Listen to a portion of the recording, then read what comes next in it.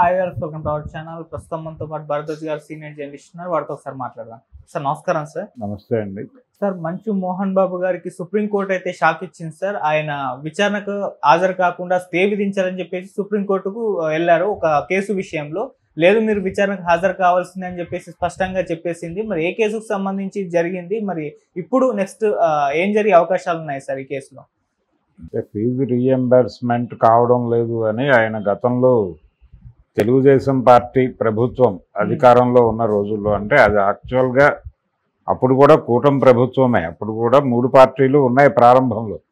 2014లో గెలిచినప్పుడు భారతీయ జనతా పార్టీ అలాగే తెలుగుదేశం జనసేన ప్రభుత్వమే అది.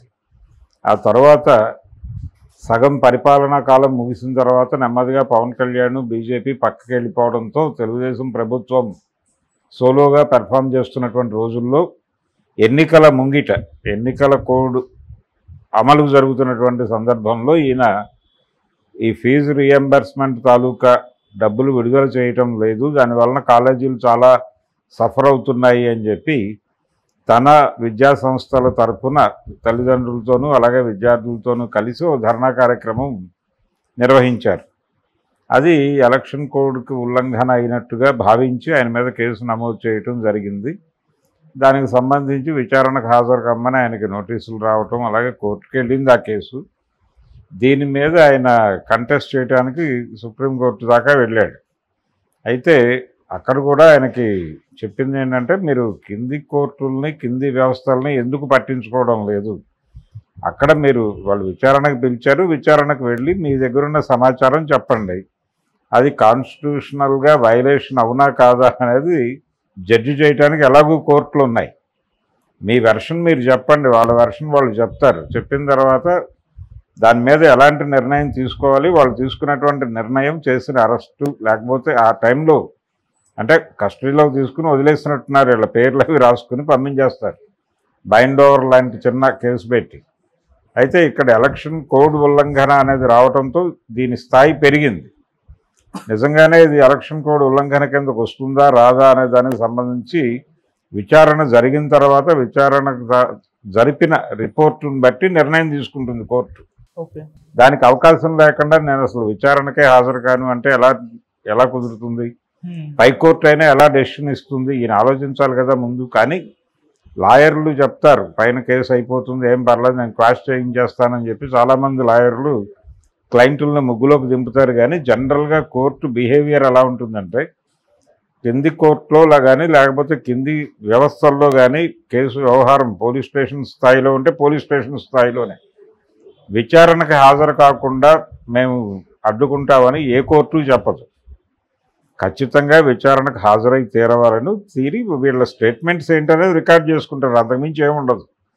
స్టేట్మెంట్ రికార్డ్ చేసుకుంటారు, 4-5 ప్రశ్నలు అడుగుతారు, వాటికి సమాధానాలు రాబడతారు, అది ఒక దర్యాప్తుగా రాసుకుంటారు వాళ్ళు. తర్వాత ఒక స్టేట్మెంట్ రికార్డ్ చేసుకుంటారు, పంపించేస్తారు. అంతకుమించి ఇబ్బంది పెట్టే పరిస్థితి ఉండదు. అది పెద్ద క్రైమ్ ఏం కాదు కాబట్టి అక్కడ ఫిజికల్ క్రైమ్ ఇన్వాల్వ్ అయ్యి లేదు, ఎలక్షన్ కోడ్ ఉల్లంఘన మాత్రమే ఉంది. కాబట్టి వాళ్ళు క్లియర్గా చెప్తారు ఇది ఎందుకు ఉల్లంఘన అయింది అనేది. అప్పుడే చెప్పుండేవారు వీళ్ళు ప్రాపర్గా అప్రోచ్ అయి ఉంటే. అలా కాకుండా వీళ్ళు కోర్టులో తేల్చేసుకుందాం, క్వాష్ చేయించేద్దాం అనే ప్రయత్నాలు చేస్తారు. ఒక దశలో చంద్రబాబు నాయుడు గారికి కూడా ఇలాంటి అనుభవం ఎదురైంది కోర్టు నుంచి, సుప్రీంకోర్టు నుంచి. ఆయన అరెస్ట్ అయినప్పుడు బెయిల్ పిటిషన్లు సిబిఐ కోర్టులో వేస్తే అక్కడ రిజెక్ట్ అవ్వటమో ఏదో ఒకటి జరగల, అలా బెంచ్ మీద పెట్టుకుని ఉంచేవాళ్ళు. ఈయన ఈ లోపల లాయర్ల మాటలు విని హైకోర్టుకి సుప్రీంకోర్టుకి పిటిషన్లు పెట్టడం మొదలు పెడితే నెగిటివ్ జడ్జిమెంట్స్ వచ్చినాయి సుప్రీంకోర్టు నుంచి. మీరు కింది కోర్టులో కంటెస్ట్ చేసి అక్కడ ఒక డెసిషన్తో రావాలి కదా ఇక్కడికి. ఆ డెసిషన్ తప్ప ఒప్ప అనే దాని మీద, దాని మెరిట్స్ డిమెరిట్స్ మీద ఇక్కడ చర్చ జరుగుతుంది. అసలు ఏ పాయింట్ లేకుండా మీరు తీసుకొచ్చి అసలు నేరుగా కేసు వద్దు అన్న పద్ధతిలో పై కోర్టులను అప్రోచ్ అవ్వటం అనేది ఎలా కరెక్టు? అది కింది కోర్టుల పనితీరుని నిరుత్సాహపరిచేటువంటి ధోరణి అవుతుంది ఒకవేళ ఇలాంటి కేసులు అడ్మిట్ చేసుకుంటే అని చాలా క్లియర్గా సుప్రీంకోర్టు చెప్పింది. ఈ కేసులో అయినా అంతే, ఇప్పుడు కూడా అదే చెప్తున్నారు వాళ్ళు. మీరు కింది స్థాయిలో జరిగేటువంటి విచారణలకి వాటికి హాజరై వాళ్ళు ఒక నివేదిక కోర్టుకు సమర్పిస్తే ఆ నివేదిక ఆధారంగా ఒక నిర్ణయం తీసుకుంటే ఆ నిర్ణయం తప్పని మీరు ఫీల్ అయితే ఆ టోటల్ ఫైల్ పట్టుకొని ఒక అప్పీల్కి రండి. అది కూడా ఇంకా స్టేజ్లు ఉన్నాయి, హైకోర్టులో వేసుకోవాలి, హైకోర్టులో కూడా అలాంటి జడ్జిమెంటే వస్తాయి. అప్పుడు దాని మీద కంటెస్ట్ చేస్తూ సుప్రీంకోర్టుకి వెళ్ళాలి. వెళ్ళినప్పుడు సుప్రీంకోర్టులో ఈ మెరిట్స్ డిమెరిట్స్ అవి కోర్టు బాగానే పరిశీలించింది అని న్యాయమూర్తుల ధర్మాసనం భావిస్తే కేసు కొట్టేస్తుంది అప్పుడైనా. కానీ లేదు, వీళ్ళు చెప్తున్నటువంటి గ్రౌండ్ ఉంది, అక్కడ జరిగినటువంటి వ్యవహారంలో ఏదో తప్పు దొర్లింది అని గనక సూచనప్రాయంగా అనిపించిన కేసుని అడ్మిట్ చేసుకుని అక్కడ మళ్ళీ తిరిగి విచారణ జరుగుతుంది. ఆ విచారణలో మళ్ళీ వీళ్ళు ఆర్గ్యుమెంట్స్ అవి చెప్పుకొని మొత్తానికి కోర్టుని గనక మెప్పించగలిగితే ఓ పాజిటివ్ జడ్జిమెంట్ తెచ్చుకునే ఛాన్స్ ఉంటుంది.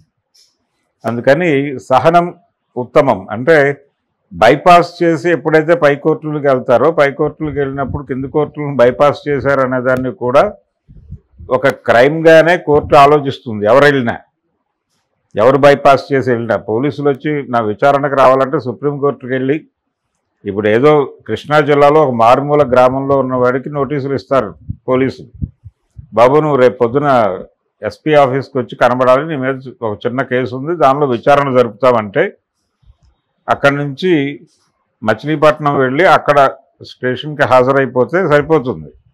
వాళ్ళు స్టేట్మెంట్లు రికార్డ్ చేసుకుంటారు, 4-5 ప్రాథమికమైన ప్రశ్నలు అడుగుతారు, అంతే. అంతకుమించి ఇబ్బంది ఉండదు. కానీ అలా కాకుండా ఢిల్లీ దాకా వెళ్ళి నా మీద ఈ కేసు ఉండకూడదు, క్వాష్ చేయండి అని పిటిషన్ వేస్తే అది కోర్టు పట్టించుకోవాలని రూల్ ఏం లేదు. ఎందుకంటే కింద జరిగేటువంటి విచారణని బైపాస్ చేయడాన్ని కోర్టు ధిక్కరణగాను విచారణకి వ్యతిరేకంగా వీళ్ళు వ్యవహరిస్తున్నట్టుగాను భావిస్తే అది నెగిటివ్ ఒపీనియన్గా మారుతుంది. అందుకని ఇలాంటి అతి చర్యలు చేయకుండా ఉంటే మంచిది. కోర్టు పట్ల ఎంత వినయంగా ఉంటే అంత మంచిది. మీరు కోర్టు పట్ల ఎంత వినయంగా ఉన్నారనేది కూడా రికార్డు అవుతుంది. ఆ రికార్డు ఆధారంగా మీ భవిష్యత్తులో మీ కేసు విచారణ జరిగినప్పుడు నిర్ణయం రావడంలో కానీ, లేకపోతే ఫర్దర్గా మీరు అప్పీల్కి వెళ్ళినప్పుడు మీ అప్పీల్ని యాక్సెప్ట్ చేసేటప్పుడు కానీ మీ ట్రాక్ రికార్డు ఉపయోగపడుతుంది. అది లేకుండా మీరు కోర్టుల్ని బైపాస్ చేసి పిటిషన్లు వేసుకుంటూ వెళ్ళిపోతే ప్రమాదం. అది చంద్రబాబుకి ఇబ్బందికరంగానే మారింది. ఇప్పుడు మోహన్ బాబు విషయంలో కూడా అదే చెప్పింది కోర్టు. మీరు కింది స్థాయిలో విచారణలకు హాజరు కాకుండా కేసులు ఎత్తేయమని సుప్రీంకోర్టు దాకా డబ్బులు ఉన్నాయి కాబట్టి వచ్చేస్తే కుదరదు. ప్రొసీజరల్ ఇది వైలేట్ చేయడానికి అవకాశం లేదు. అది కాన్స్టిట్యూషన్ని అవమానించినట్టుగా భావించాల్సి ఉంటుంది. కాబట్టి మీరు వెళ్ళిపోయి అక్కడ విచారణకు హాజరవ్వండి. చాలా సందర్భాల్లో చెప్తారు, మీరు కింది కోర్టులో బెయిల్ మూవ్ చేయకుండా స్ట్రైట్ అవే హైకోర్టుకి ఎందుకు వచ్చారని హైకోర్టు మందలించిన సందర్భాలు అనేక ఉన్నాయి. అందుకని కోర్టుల్ని అంటే బైపాస్ చేయడాన్ని కోర్టు ఎలా యాక్సెప్ట్ చేస్తుంది అనుకుంటారు వీళ్ళు? లాయర్లు చెప్తారు 100,